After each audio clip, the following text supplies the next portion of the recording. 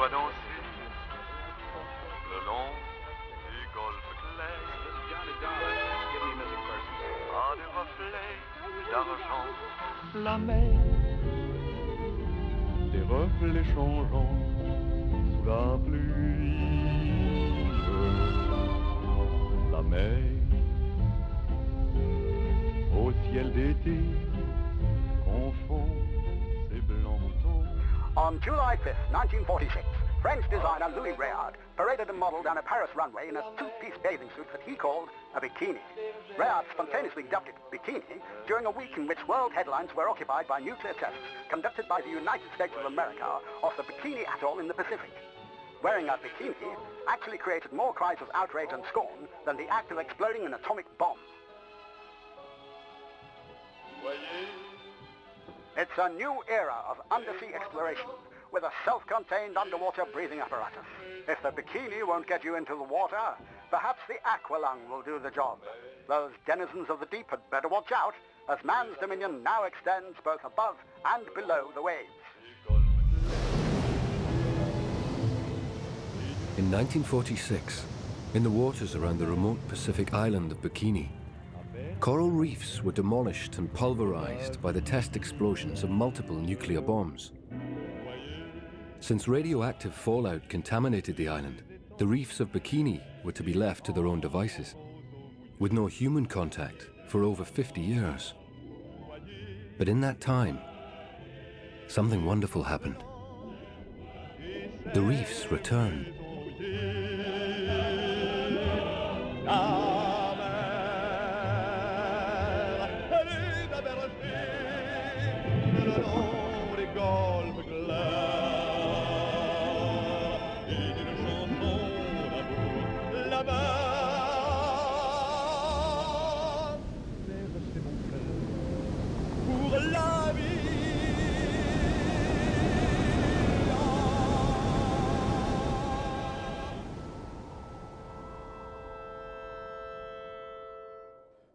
The reefs of Bikini are testament to the resilience of nature.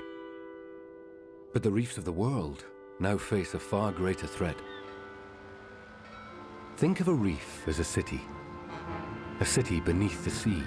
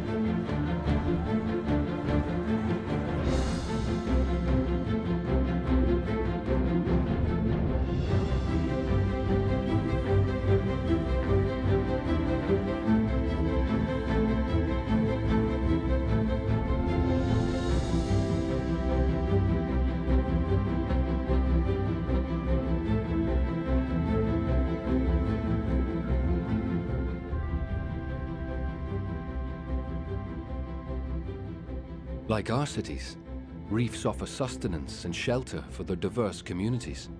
They protect an incredible variety of creatures. But our cities are altering the chemistry of the ocean, the very chemistry the reef builders rely upon.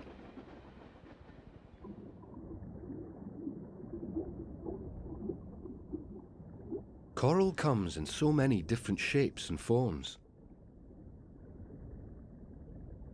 For years, people were confused as to whether it was a rock formation or a plant. In fact, coral reefs are colonies of thousands of tiny animals called polyps, each colony sharing a communal skeleton.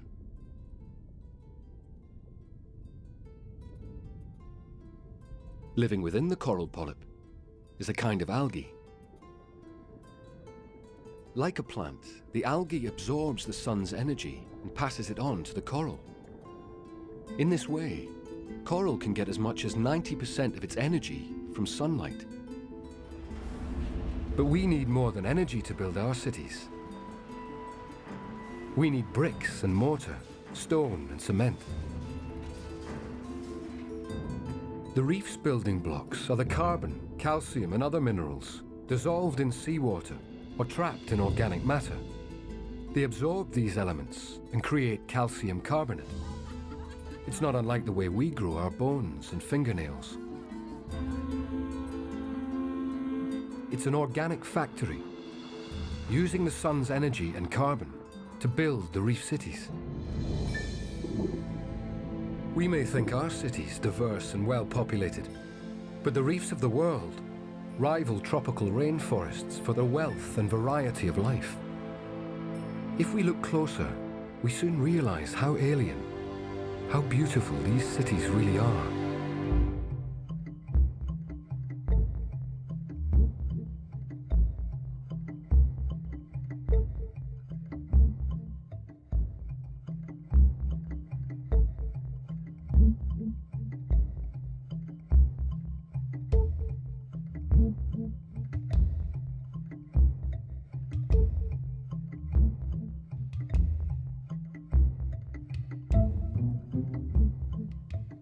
Nudibranchs, the slugs of the sea, are just one of an incredible number of creatures that depend upon the reef.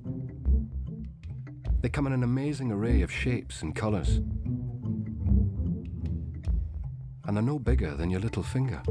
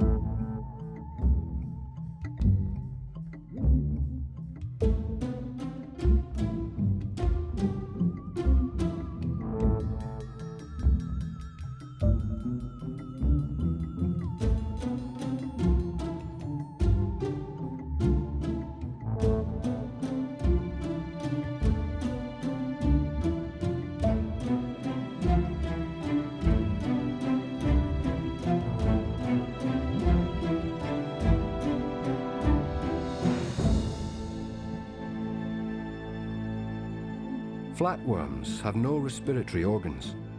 They absorb oxygen and expel carbon dioxide by a process of diffusion, so their bodies are paper thin.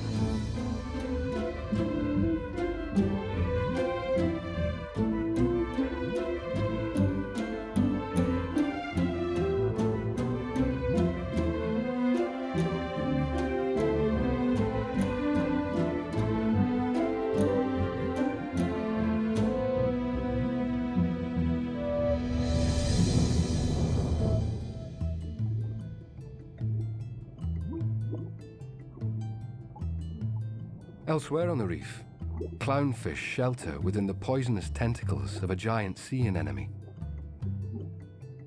Unlike other reef fish, they are immune to the anemone's sting.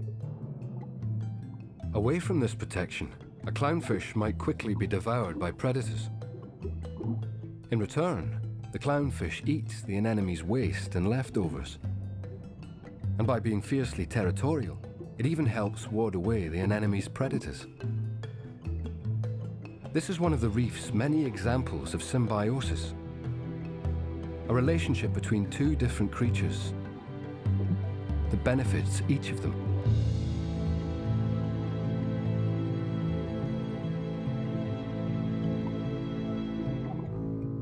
There are other methods of defense on the reef, equally creative.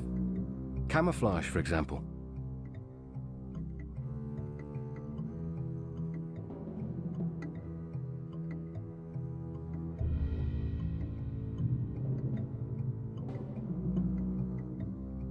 The crocodile fish almost completely disappears amongst the sand and stones in the shallows as it waits for unsuspecting prey to pass by.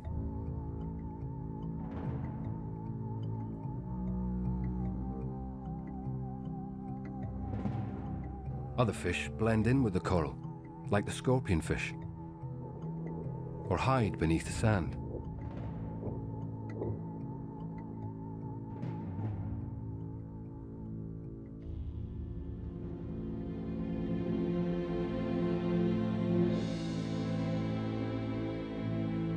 Coral reefs support over 1/4 of all the world's marine species, and that includes a vast array of mollusks. There are more species of mollusk than all species of bird, reptile, and mammal combined.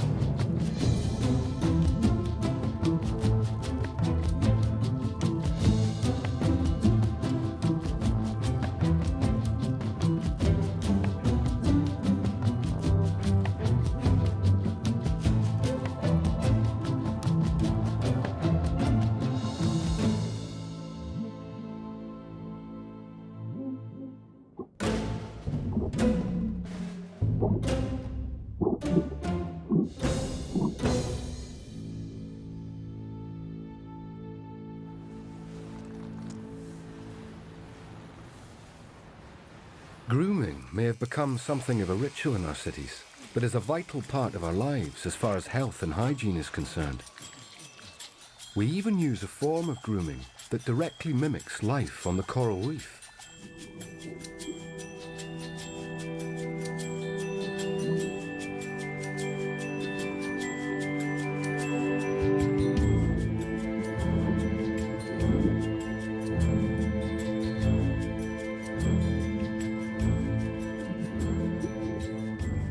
Cleaning stations attract much larger animals to the shallow waters of the reefs. Small fish operate the stations. They groom the larger ones by nibbling away parasites or dead skin.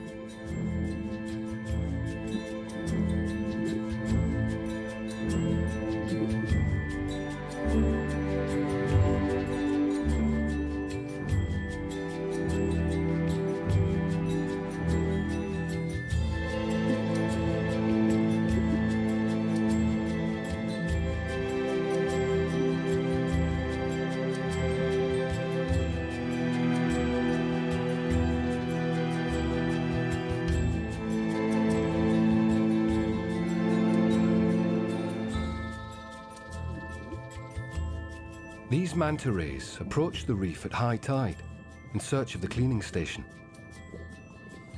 It's a predictable timetable that can attract other visitors.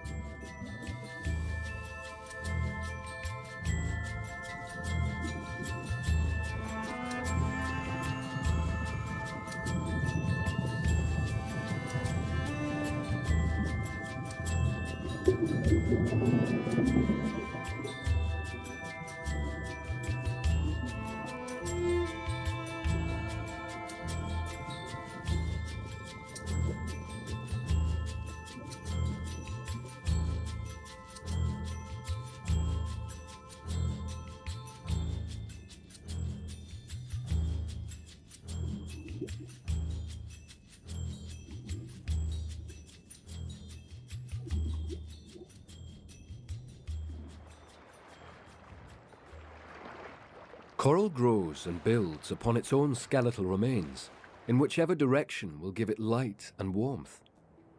As a result, Reefs can take many different forms. They follow coastlines. They surround rising or falling mountains.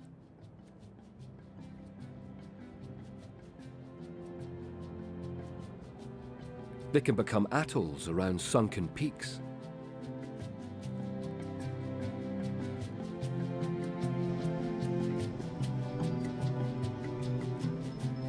Reefs offer protection for the islands within, sheltering them from the ravages of the open sea. Throughout time, reefs have created these sheltering cities beneath the sea, in tune with the slow-moving geology of our planet. And they have helped shape it. Both cities have transformed our planet. The reefs over millions of years, our cities in merely hundreds of years. As our cities sprawl and expand, it's possible to see them from space. But the coral cities have been building for millions of years, creating the largest living structures on the planet, also visible from space.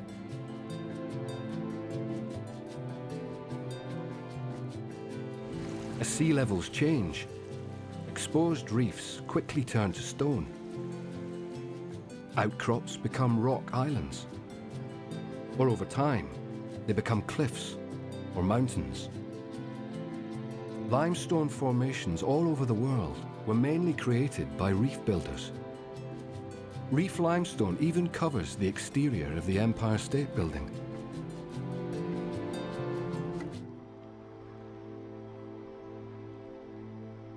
"500 miles east of the Philippines, in Palau, ancient reefs have created an archipelago of rock islands. Some of the islands have formed marine lakes, completely cut off from the surrounding ocean.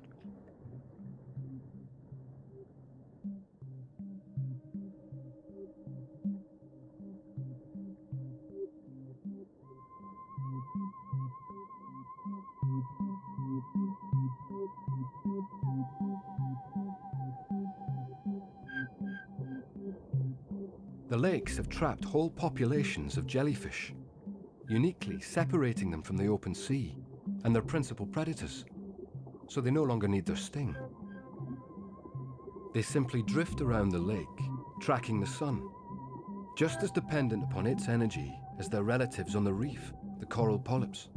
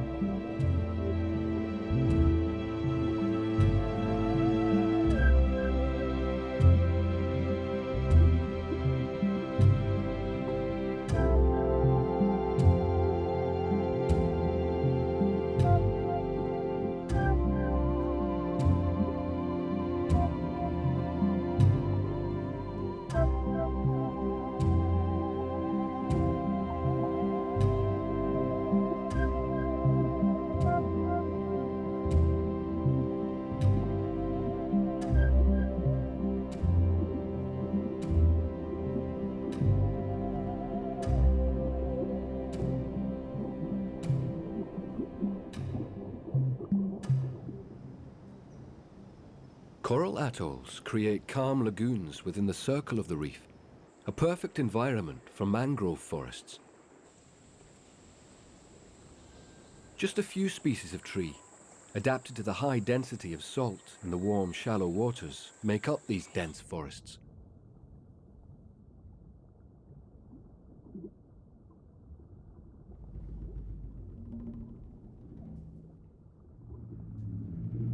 Mangroves harbour nurseries for a variety of marine life. juvenile lemon sharks shelter within the mangroves, where there is also an ample supply of food, venturing further away from the mangrove roots as they grow in size. So coral reefs can both protect and connect different ecosystems.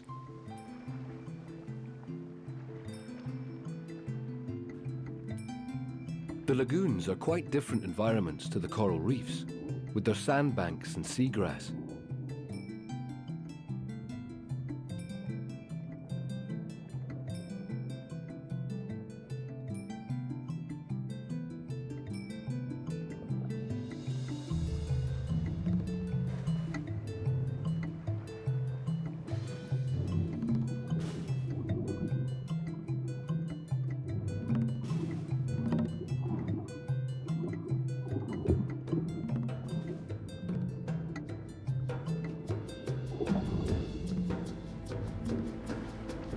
When the sharks reach 12 to 15 years of age, they leave the mangroves and the lagoons behind to assume their role in a complex interlocking food chain that connects the creatures of the reef to creatures of the open sea.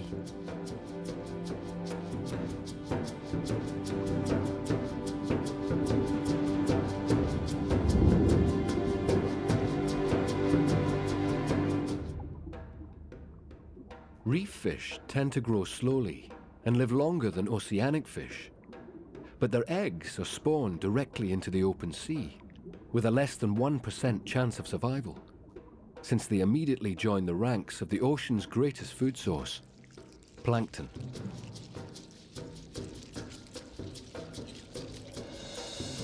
Plankton drifts freely in the water, swept away by the currents flowing in and around the reefs.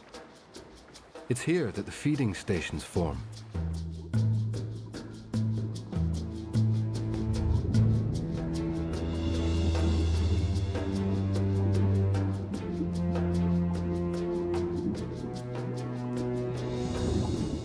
Manta rays and huge shoals of fish gather at these stations to filter the plankton and nutrients from the water as it flows through the channel.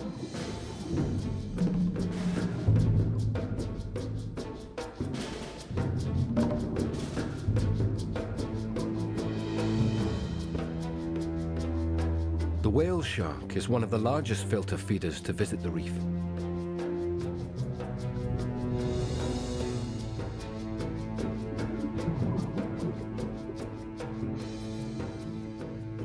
Out beyond the reef, there is fierce competition among the predators, and yet they are all still dependent upon the reef in some way.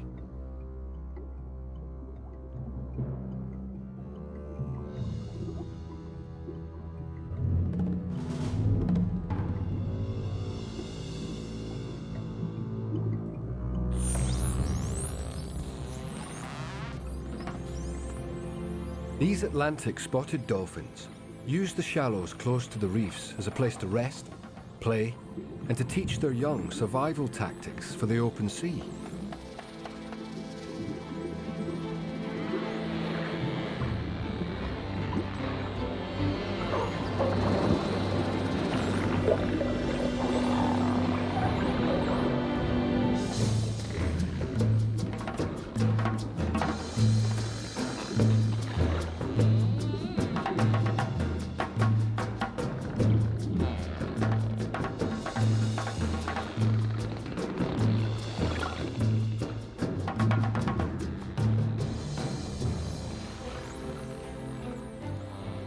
So reefs can be seen as a primary source of food in the ocean. They also filter the surrounding water, helping keep a balance of nutrients, minerals, and chemicals beneficial to local fish populations. Without this filtration, disease can quickly spread through the food chain.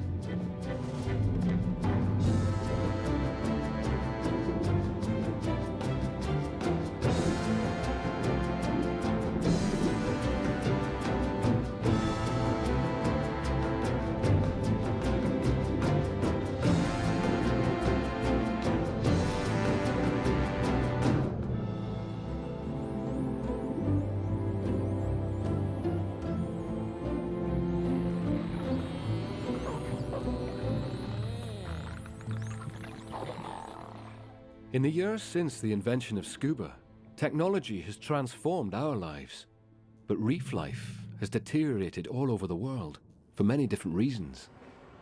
The pollution from our cities, bacteria in our sewage, the removal of mangrove forests, the increasing pressure on local people to find new sources of income has led to the dynamiting of reefs.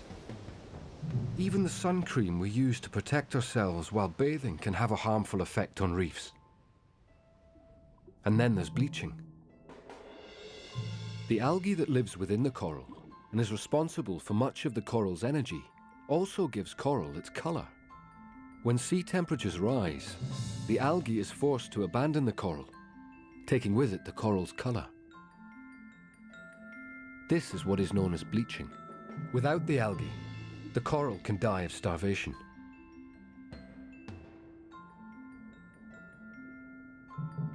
The impact of these combined threats can be fatal for coral,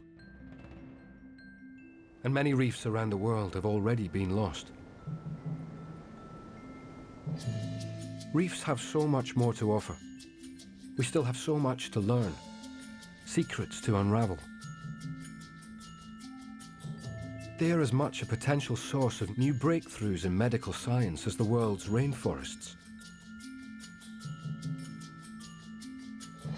Yet reefs are vanishing 5 times faster than rainforests. And there is another, much greater threat. At night, the light that glows from our cities requires an enormous amount of energy. And where energy is concerned, there's always a price to pay.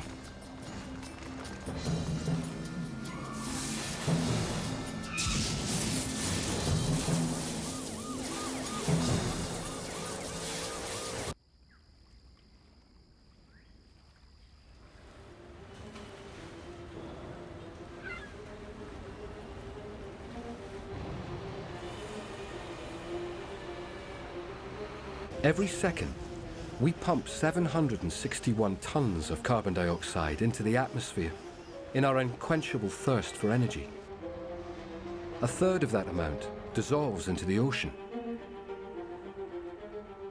Carbon is an essential building block of life. It is locked in rock, buried in fossils, circulating in the atmosphere, dissolved in the ocean.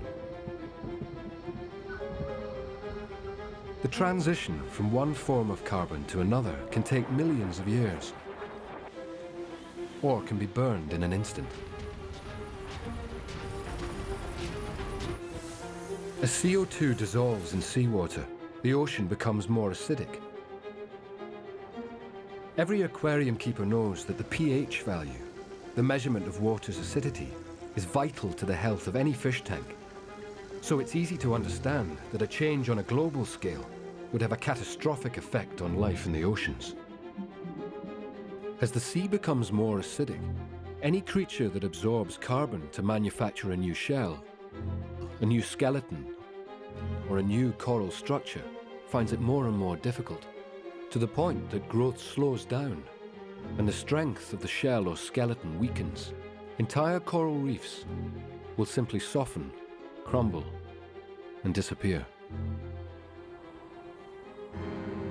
Imagine the outcry if science were to predict the complete extinction of trees everywhere by the middle of the century. This is what the ocean is faced with. The complete destruction of all reefs everywhere within our lifetime. And some say the point of no return is already upon us. Losing reefs would have a disastrous effect on the food chain and the rest of the marine environment. Consider, for a moment, how much our lives depend upon life in the ocean.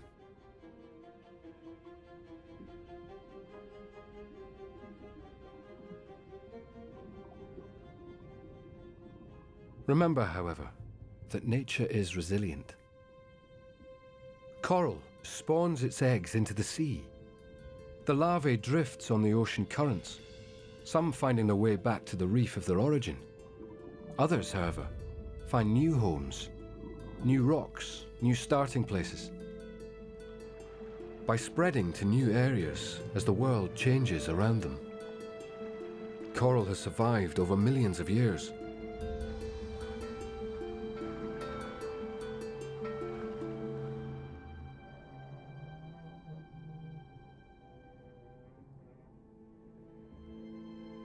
Coral will take advantage of any structure, so long as the water is clear and clean and has ample sunlight. They'll create a whole new environment.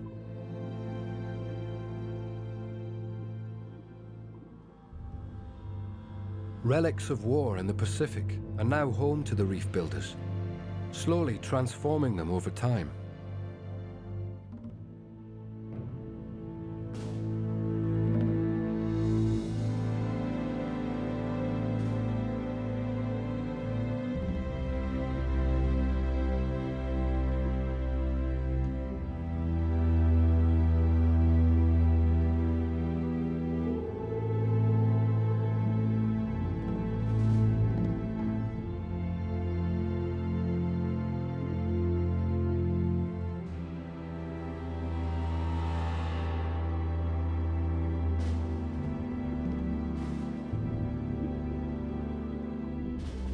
Decommissioned ships are now regularly sunk to encourage the development of new coral reefs. Even statues can form the basis of a new habitat, a new city.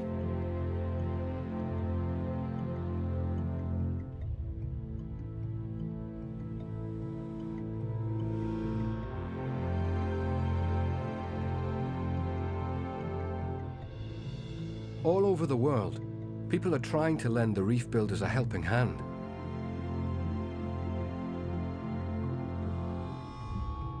But reefs cannot rebuild in an acidified ocean.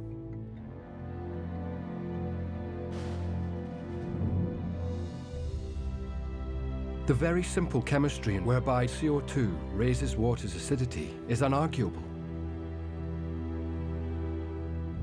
The call for cutting our carbon emissions, finding greener sources of energy, greener forms of transport, becomes more vital than ever.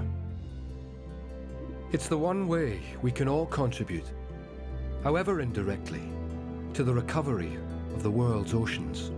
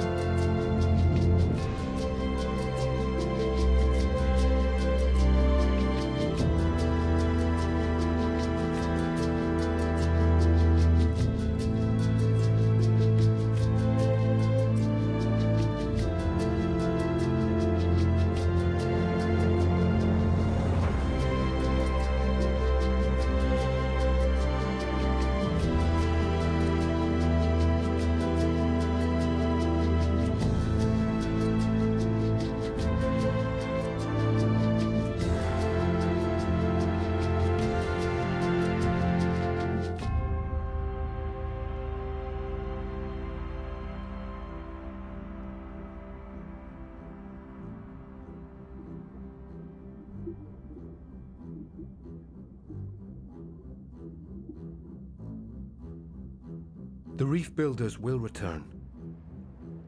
They will create new hotspots of diversity in the oceans, new cities beneath the sea, if we let them.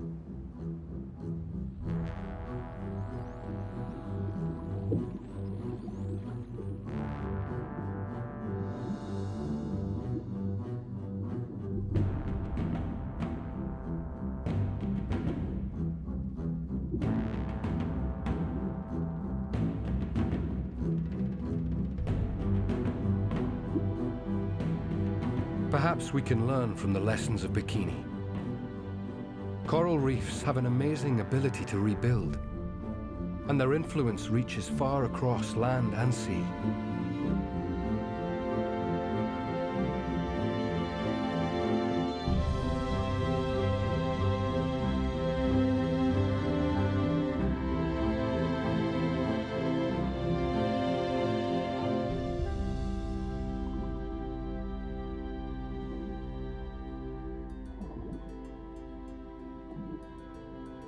The Last Reef is now our responsibility.